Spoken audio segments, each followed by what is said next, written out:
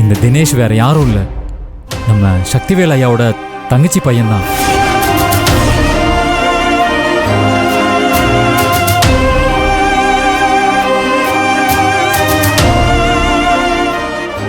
இவனும் சக்திவேல் ஐயாவோட பொண்ணு கண்மணியும் ஒருத்தருக்கு ஒருத்தர் உயிர்க்குயிரா காதலிக்கிறாங்க.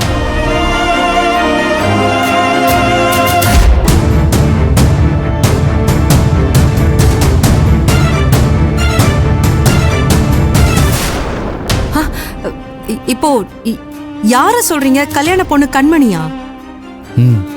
ஆமா, அவங்களே தான்.